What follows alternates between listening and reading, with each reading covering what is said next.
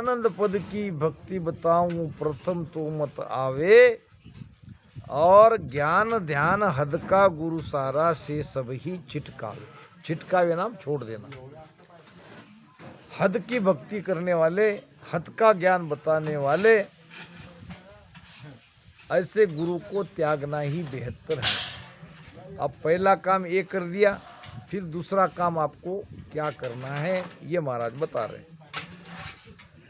सतगुरु ढूंढ शरण ले जाई, सतगुरु ढूंढ शरण ले जाई, जानव कला घट जागे, राज जोग वो कहिए जुग में, राज जोग वो कहिए जुग में, बिन करणी धुन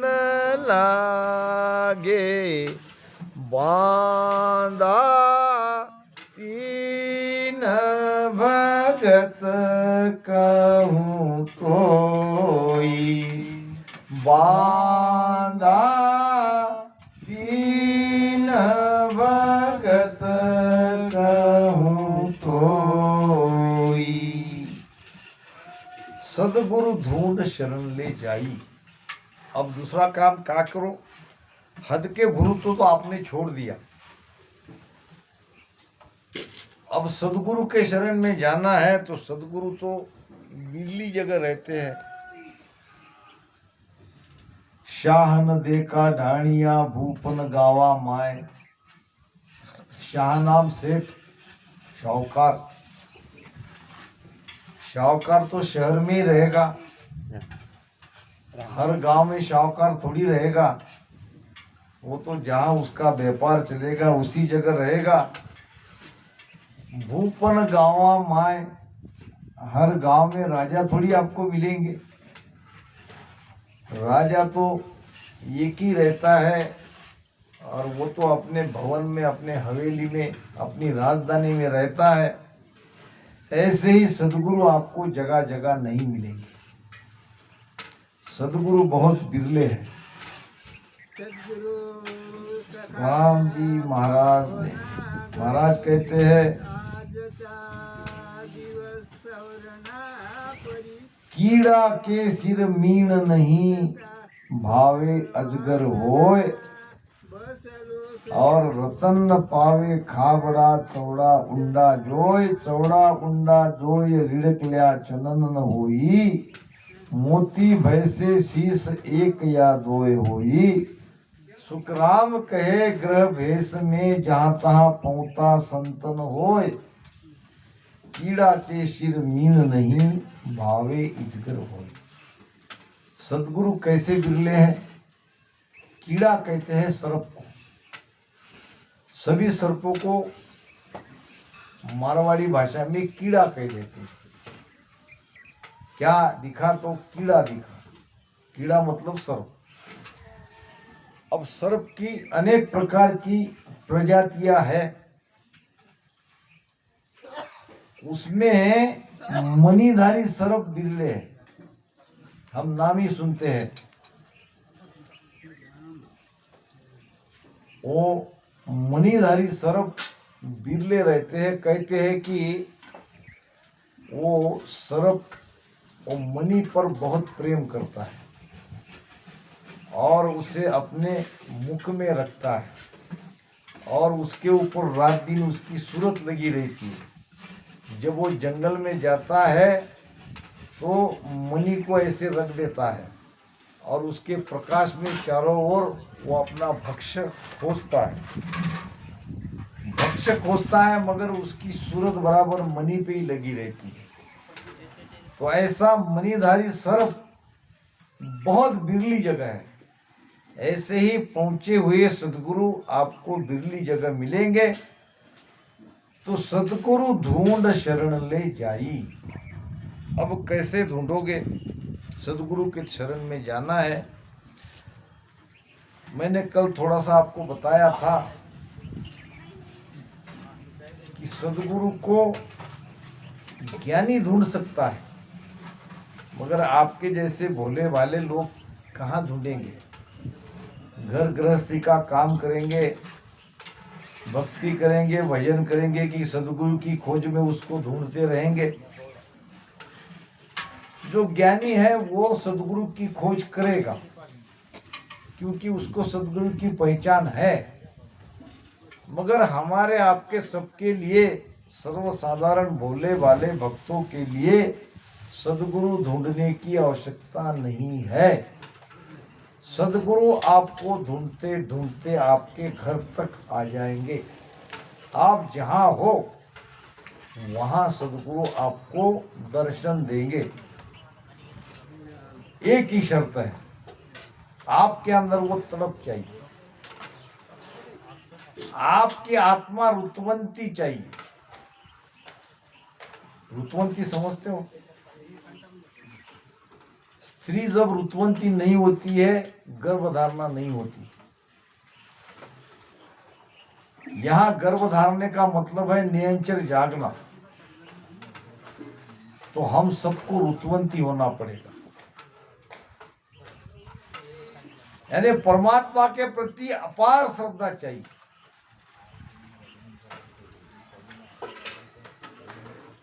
उसको कहते हैं रुतवंती।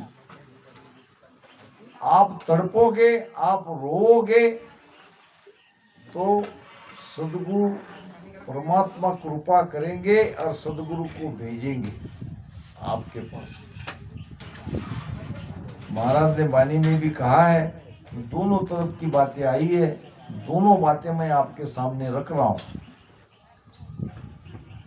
ज्ञानी तो सदगुरु की खोज करके उसे ढूंढ लेगा, मगर भोले भाले लोगों को ढूंढने की आवश्यकता नहीं है, सदगुरु ही उन्हें खोजने के लिए आएंगे। सुनो एक मेर हमारी अगाध, देऊ मेरो नाम मिलाऊं साथ। क्या कह रहे महाराज? हे भक्तों, आप पर मेरी अगाध मेहर है। आप खाली घर में बैठे प्रेम से राम राम रटन करते रहो, इसी से काम हो जाएगा। सुनो एक मेहर हमारी अगाध, देऊ मेरो नाम। परमात्मा कहते हैं मैं, मेरा नाम, मुझ तक पहुंचने का क्या नाम है, ये नाम मैं आपको देता हूं। किसके द्वारा देता हूं? संतों के द्वारा देता हूं। किस नाम से हम परमात्मा के देश में जाते हैं? तो नेचर से, कुदरत कला के द्वारा। ये कुदरत कला जगाने वाले सदगुरु आपके पास आ जाएंगे। देऊ मेरो नाम मिलाऊं साथ, या कोई ऐसी सत्संग में आपको सदगुरु का दर्शन हो जाएगा। जब तक जीव सदगुरु के शरण में नहीं जाता है, सदगुरु की मेहर नहीं होती है, तब तक उसके अंदर यह शब्द नहीं जगता। मेरी मेरे बिना कोई हंसो, आनंद लोक नहीं जावे। जो कोई ज्ञान न सीखे गुरु बिन, कोट कर्म कर आवे। एक व्यक्ति के मन में आया कि मोक्ष प्राप्ति करनी चाहिए। फिर अब मोक्ष प्राप्ति तो ऐसे नहीं हो जाती, उसके लिए तो सदगुरु को ढूंढना पड़ेगा, सदगुरु की खोज करनी पड़ेगी। घर से निकला सदगुरु की खोज में। ऐसे ही जंगल के रास्ते में नीम का पेड़ था, आगे घना जंगल था और नीम के पेड़ में एक छोटी सी कुटिया थी और उस कुटिया में एक 50-55 साल के बाबा बैठे थे। अब ये गया, उनके दर्शन किया और महाराज ने पूछा कैसे आए हो। उस व्यक्ति ने कहा कि मुझे सदगुरु को ढूंढना है, मैं सदगुरु की खोज में निकला हूं, क्या आप मेरी मदद करोगे। अब संत ने कहा बोलो भाई क्या मदद करूं। अब मुझे तो जान पहचान नहीं है सदगुरु कैसे होते हैं, तो आप मुझे उसका अंदाजा बताओ, मैं सदगुरु से जल्दी कैसे ढूंढूं। अब बात ये थी कि वो स्वयं सदगुरु थे। कौन? वो बाबा। मगर आप वो अपने मुख से कैसे कहे मैं ही सदगुरु हूं। अब कई भी दिया तो अगले वाले का विश्वास भी तो बैठना चाहिए। फूटी आंख विवेक की सूजन संत असंत, फूटी आंख विवेक की सूजन संत असंत, जिसके पीछे 10-20 है उसको कहे महंत। विवेक की आंखें जिसकी फूटी है उसको सूझता नहीं। सच्चे संत की परीक्षा नहीं कर सकते। अब जिसके पीछे 10-20 लोग है, भीड़ जिसके पीछे है, उसको ही बड़ा बाबा मान के उसके पीछे लग जाते हैं। अब ये संत वैसे नहीं थे, ये तो स्वयं पहुंचे हुए महात्मा थे। मगर अपने मुख से कैसे कहे, फिर भी उसने इशारा दिया। संत इशारा देते हैं, संतों के इशारों को समझना पड़ेगा। यहाँ वाणी में हर बात खुली नहीं की है, बहुत जगह इशारा दिया है। क्यों दिया है? कि अगर आप तड़प रहे हो, आप श्रद्धावान हो, तो आप तो इसमें से रास्ता खोज ही लोगे। आपको मोक्ष में जाना ही नहीं है और आप वाणी का आधार लेके कोई ज्ञानी बनना चाहते हो, कोई बड़े बनना चाहते हो, तो आपको इसका भेद का पता न चले, इसलिए कुछ बातें शीन में कही, इशारे में समझाइए। और जो जिज्ञासु है, जो मुमुक्ष है, वो संतों का इशारा बराबर समझ ही लेता है। बड़ी सुंदर कथा याद आ गई। ये कोई धनवान व्यक्ति था, अमाप पैसा उसने कमा लिया। लगभग 2-3 पीढ़ी तो बिना काम धंधा के आराम से गुजर बसर हो जाए, इतना धन उसने कमा लिया। अब उसको लगा कि चलो एक मंदिर बना दे। जो भी उनका इष्ट था, उस भगवान की मूर्ति की प्राण प्रतिष्ठा करी और एक भव्य मंदिर बनवाया। मंदिर बनाने के बाद भी उसके पास काफी पैसा था, तो मंदिर की व्यवस्था के लिए उसने कुछ धन जमीन में गाड़ दिया। पुराने जमाने में जमीन में गाड़ते थे। कितना धन गाड़ा? 25,000 स्वर्ण मुद्राएं जमीन में गाड़ दिया। और वहां मंदिर में एक ऐसा लिख दिया बोर्ड। क्या लिखा?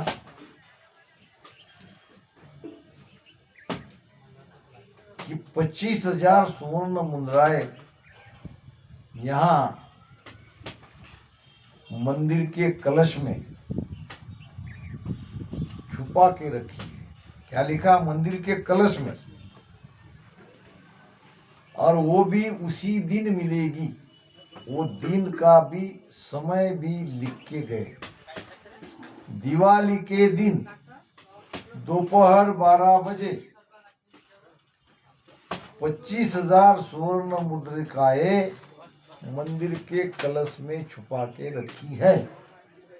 अब लोग आते देखते, अब लोगों को क्या भाई, है तो है, मंदिर तो इनका अपना स्वयं का है, वो जाने, उसके परिवार वाले जाने। ऐसा लिखकर सेठ मर गया। अब उसके बेटा, फिर पोता, ऐसे आगे जो उनके परिवार वाले थे वो बराबर मंदिर की व्यवस्था करते रहे। धीरे धीरे उनकी जो पीढ़ी थी, जो उस समय चल रही थी, वो हो गए गरीब। उनके पास एक पैसा भी नहीं था।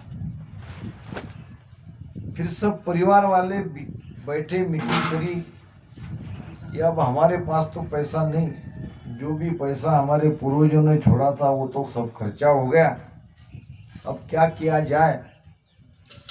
तो सबने मिलकर ये तय किया कि 25,000 स्वर्ण मुद्राएं को निकालना चाहिए, क्योंकि वो भी तो हमारे लिए है। तो फिर अब कैसे निकाले? तो लिखा हुआ था मंदिर के कलश में 25,000 स्वर्ण मुद्राएं रखी है, दिवाली के दिन दोपहर 12 बजे ही मिलेगी। अब ये थी इशारों में लिखी हुई बात, मगर ये इशारा समझ नहीं पाए। फिर सबने निर्णय किया कि चलो मंदिर को तोड़ो। अब मंदिर को तोड़वा दिया। फिर मंदिर का कलश को भी तोड़ा। कलश की ईंट से ईंट निकाल दी, एक पैसा भी कहीं नहीं था। 25,000 स्वर्ण मुद्राएं लिखी हुई थी, एक भी नहीं मिली। ऊपर से सारे गांव वाले नाराज कि मंदिर को तोड़ दिया। अब बदनामी भी हो गई, पैसा भी नहीं मिला, और गरीब के गरीब वैसे के वैसे ही रहे। ये कोई संत महात्मा गांव में आए। अब उनको पता चला कि वो सेठ के जो परिवार वाले हैं उन्होंने मंदिर को तोड़ा है स्वर्ण मुद्राएं के लिए, और वो नहीं मिली। संत गए उनके यहाँ। अब संत आते ही सब संत के चरण छुए, बैठ गए, और संत ने कहा ये जो आपने काम किया है ये गलत किया है, आपको मंदिर तोड़ना नहीं चाहिए था। फिर आप मंदिर नहीं तोड़े, कलश को नहीं तोड़ा, तो हमको पैसा कहाँ से मिलता? जो स्वर्ण मुद्राएं वहाँ रखी थी वो तो हमको चाहिए थी। तो फिर स्वर्ण मुद्राएं मिली, और कहने लगे नहीं मिली। फिर संत को पूछा, हमको तो लगता है कि हमारे पूर्वज ने झूठ मूठ कागज लिख के रखा है, यहाँ कोई पैसा नहीं है, कोई धन उसने रखा ही नहीं। संत ने कहा नहीं, यहाँ धन है, 25,000 स्वर्ण मुद्राएं है। अब थोड़ी आशा उनकी जग गई कि संत कुछ ना कुछ करेंगे। तो बताओ महाराज, हमें पैसे की आवश्यकता है, हमारे पास धन है ही नहीं, तो हमें वो 25,000 स्वर्ण मुद्राएं दिला दो। तो संत ने कहा बिल्कुल आपको मिल जाएंगे, मेरी एक बात माननी पड़ेगी। तो आपकी ये क्या सभी बातें मानते हैं? बोलो, हुकुम करो। मंदिर को दोबारा बनवाओ। अब कितनी कठिन समस्या। किसी भी बात का तोड़ना आसान है, जोड़ना कठिन है। अब ये मकान हमारे देशमुख साहब ने बनाया, एक एक चीज यहाँ पे जोड़ जोड़ के बनाई है। अब तोड़ने में क्या कठिनाई है? बुलडोजर लाया कि तोड़ दिए। तोड़ना आसान है, जोड़ना कठिन है। अब एक मेक की तरफ देखने लगे, आप कैसे करें? वैसे भी तो हम धन से परेशान हैं, हम गरीब हैं। अब दोबारा मंदिर बनाने के लिए धन लाए कहाँ से? तो संत ने कहा चिंता मत करो, मैं भी कुछ मदद करता हूँ और तुम भी कुछ समाधान करो, हम सब मिलके मंदिर बनाएंगे। अब मंदिर बन गया। संत ने भी कुछ भक्तों को कहा कि भाई इसमें कोई योगदान करो, मदद करो, धर्म का काम है, मंदिर बनवाने में मदद चाहिए। तो बड़े बड़े लोग मदद करने लगे, ये परिवार वाले भी काम में जुड़ गए। कुछ महीनों में मंदिर तैयार हो गया। अब वो कहने लगे आप बताओ कहाँ है स्वर्ण मुद्राएं। उसने कहा शांत रहो, थोड़ी शांति, लिखा क्या है उसको पढ़ो। दिवाली के दिन दोपहर 12 बजे, तो दिवाली के दिन दोपहर 12 बजे मैं आपको 25,000 स्वर्ण मुद्राएं निकाल के दूंगा। अब संत चले गए। अब ये वैसे के वैसे गांव में लोग कहने लगे काय का सोना काय का धन। अब महाराज का काम है मंदिर बनवाने का, वो मंदिर बनवा के चले गए। अब ऐसे लोगों की बातें भी सुन रहे थे, मगर संत आए दिवाली के पहले दिन आए। अब संत को देखते ही थोड़ी सी और खुश हो गए सब परिवार के लोग। आओ महाराज, हम तो बड़े परेशान थे, हमको लोगों की तरह तरह की बातें सुननी पड़ती थी। वो आपके बारे में भी कहते कि भाई आपने मंदिर बनाना था, मंदिर बना के चले गए, मगर आप तो आ गए। मैं आ गया हूँ, चिंता मत करो, फिर निकालो सोना कहाँ है, हमें बहुत आवश्यकता है। उसने कहा कि इतने दिन तक शांत रहे, सब्र किया, अब थोड़ा और एक रात तक का सब्र करो। कल मैं आपको दोपहर 12 बजे जो सोना तुम्हारे पिताजी ने, तुम्हारे पूर्वजों ने छिपाया है, वो मैं ढूंढ निकालूंगा। अब जैसे तैसे रात बीत गई, दिन निकल गया, एक एक पल बड़ा कठिनाई से गुजर रहा था। जैसे तैसे 12 बज गए तो आए संत, सब लोग भी आ गए, गांव वाले भी आ गए। अब संत ने एक जगह इशारा किया, यहाँ कुदल से फावड़े से यहाँ की मट्टी निकालो। और वो जगह थी जमीन पे ही, उसने कोई मंदिर तोड़ने के लिए नहीं कहा था। दोपहर 12 बजे कलश की छाया जमीन पे जिस जगह पड़ रही थी उस जगह खोदने लगाया, और थोड़ी देर में वो सोने का हंडा निकल गया, 25,000 स्वर्ण मुद्राएं मिल गई। तो संतों का ज्ञान इस तरह से इशारों में रहता है। जो कोई समझे सेण में वाकू कहिए बेण, सेण बेण समझे नहीं वाकू कचुमत केण। तो ये सबके लिए आसान नहीं है समझना, इशारा दिया है। अब उस महात्मा जी ने भी इशारा दिया, थे तो स्वयं सदगुरु, मगर जो आया था ढूंढने के लिए उसका विश्वास भी तो बैठना चाहिए। उसने कहा देखो भाई, ऐसे ही एक नीम का पेड़ दिखेगा, नीम के पेड़ के पास में एक कुटिया रहेगी, और उस कुटिया में मेरे जैसे ही बाबा आपको बैठे दिखेंगे, सफ़ेद दाढ़ी वाले, सफ़ेद बाल वाले, वही सदगुरु है, और उसके शरण में चले जाओ। अब इतना सुनते ही वो भाग गया, निकल गया ढूंढने के लिए। अब तो उसको इशारा मिल गया था, मगर थोड़ा दिमाग नहीं चलाया कि नीम का पेड़, कुटिया और दाढ़ी वाले बाबा तो यही है, वहीं उसके पैर पकड़ के बैठ जाता तो उसका कल्याण हो जाता। मगर हमको घूम फिरने की आदत है, घूमा घूमा घूमा घूमा घूमा 12 साल घूम के उसी जगह फिर आया, और देखा तो नीम का पेड़ है, कुटिया भी है, रास्ते पे है, घना जंगल है बाजू में, और एक दाढ़ी वाले बाबा बैठे हैं। जाके उसके चरणों में गिर पड़ा, महाराज धन्य हो, आज 12 साल हुए आपके दर्शन के लिए मैं तरस रहा हूँ। आपकी खोज करते करते 12 साल बीत गए, आज आप मिले हो। अब संत मन ही मन हंसने लगे। अब मैं तो 12 साल पहले ही मिला था, मगर तुम समझे तभी ना। फिर उसके चरण छोड़ दिए, सामने बैठ गए। फिर थोड़ा देखा तो उसको कुछ संत का चेहरा जाना पहचाना लग रहा था। कहने लगा महाराज,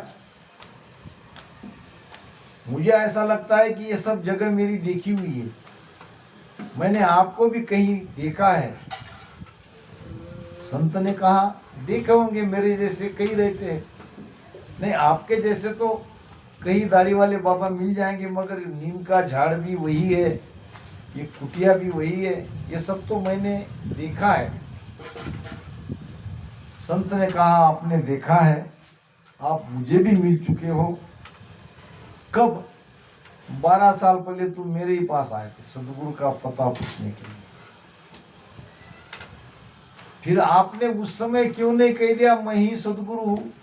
अरे मैंने तो तुमको इशारा दिया था, मगर तुम माने तभी ना, तुम तो निकल गए।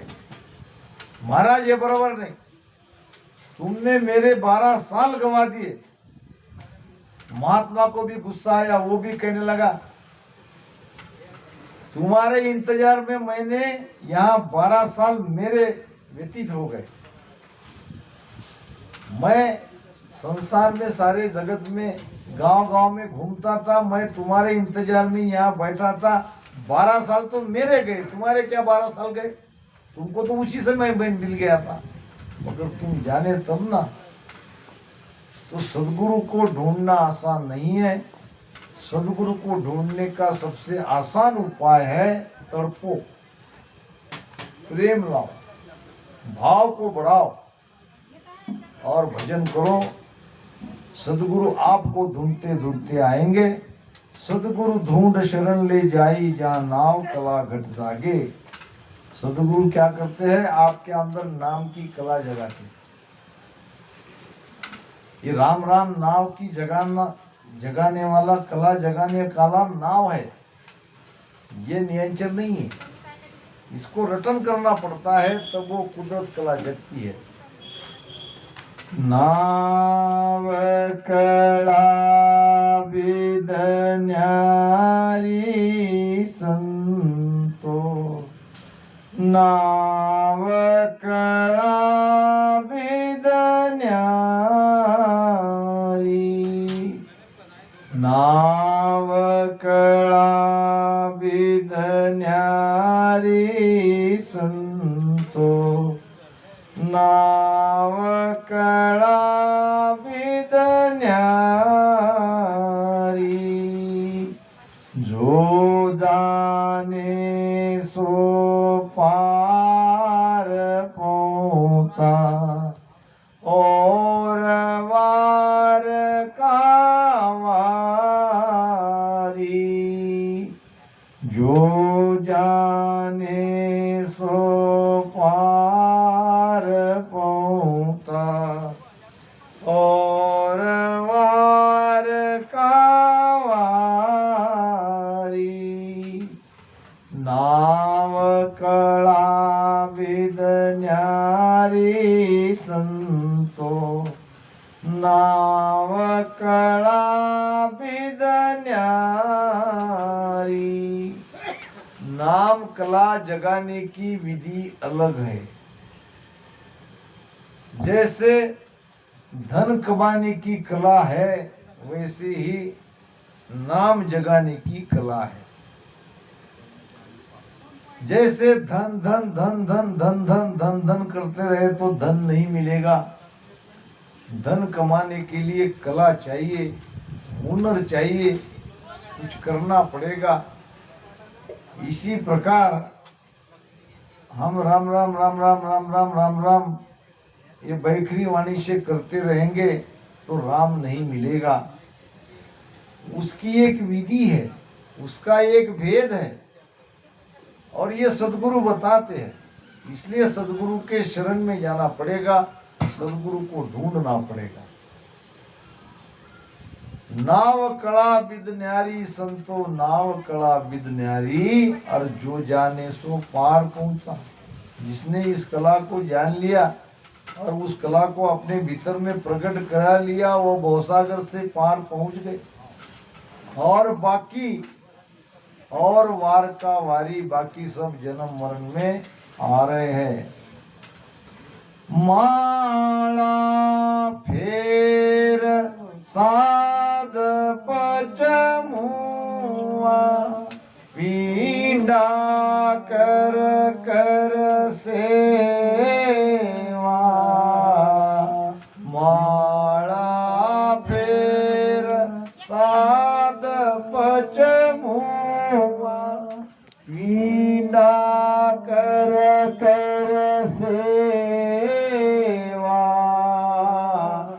अर्थ करे कर ज्ञानी थाका नेकन पायो बेवा अर्थ करे कर ज्ञानी थाका नेकन पायो भेवा राम नेकन पायो भेवा नाव कळा विदन्यारी संतो नाव कळा विदन्या